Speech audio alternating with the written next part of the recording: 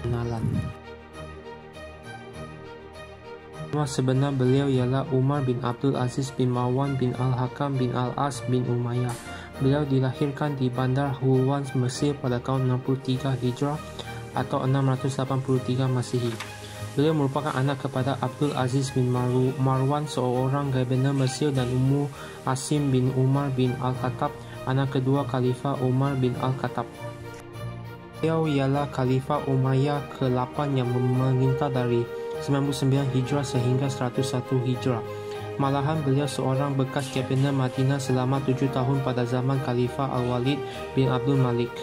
Pelantikan beliau sebagai Khalifah pada umur 39 tahun oleh Khalifah Sulaiman bin Abdul Malik melalui Amma ba'd, hadha kitabun min Abdullah Sulaiman bin Abdul Malik Amir al-Mu'minin li Umar bin Abdul Aziz. Inni qad wallaytuka al-khilafata min ba'di. Melalui wasiat bertulis. Isi penting. Mengarahkan kegiatan peperangan dan penaklukan dihentikan. Tentera-tentera yang sedang berperang di kota Konstantinopel dan berada di kawasan bekas jajahan Byzantine diarahkan pulang. Dasar penarikan tentera dari medan peperangan serta penaklukan ini amat berbeza dengan Khalifah Umayyah yang lain, memberi peluang untuk tentera kerajaan berehat dan pulang ke pangkuan keluarga mereka.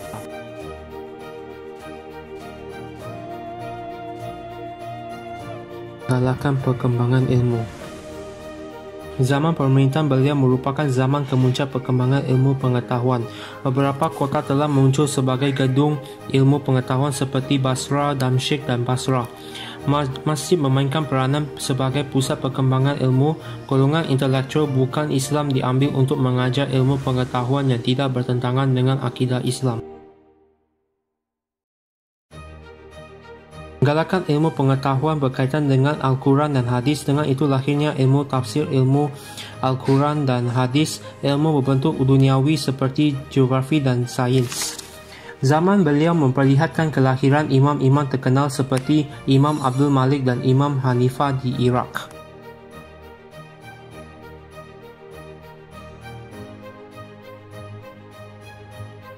Perkenalkan dasar ekonomi baharu.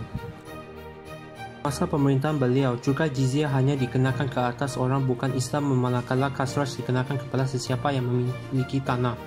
Memasukkan semua jenis perayaan, upacara rasmi, kehadiah serta perbelanjaan lain yang membazir.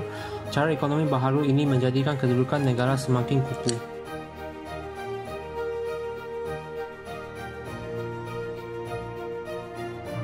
Memasukkan jizyah ke atas orang Islam bukan Arab. Beliau meneruskan usaha tersebut walaupun ditentang oleh beberapa gubernurnya, bertujuan menegakkan syiar Islam dan mewujudkan sistem sosial yang adil dan saksama, membuahkan hasil kerana banyak daripada golongan zimmi yang memeluk agama Islam.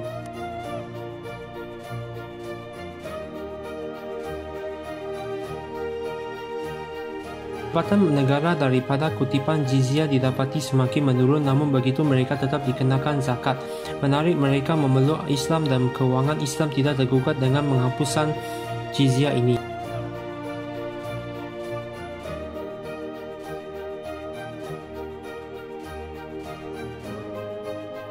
Menentang kezaliman dan penindasan. Tidak bertolak ansur apabila penindasan dan kezaliman serta menjalankan dasar persamaan dalam menikmati kemakmuran negara. Perkara ini dibuktikan melalui pemecatan gubernur dan para pegawai oleh beliau apabila didapati menyeleweng dan melakukan kezaliman. Antara amalan buruk yang cuba dihapuskan oleh beliau dalam dasar pemerintahan ialah amalan rasuah di jabatan kerajaan, penggunaan wang negara sewenang-wenangnya, terpesona dengan keseronokan dunia, kezaliman dan penindasan terhadap rakyat oleh sesetengah pegawai kerajaan. Kesimpulan. Khalifah Umar bin Abdul Aziz berjaya mewujudkan suasana yang aman dan harmoni di kalangan rakyat yang berbilang bangsa dan fahaman dalam kerajaan Umayyah yang luas.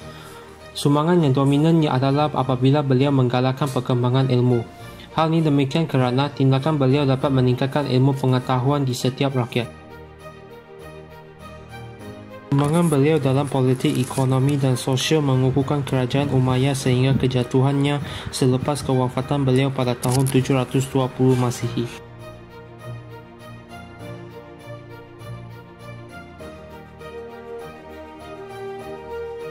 Sekian, terima kasih.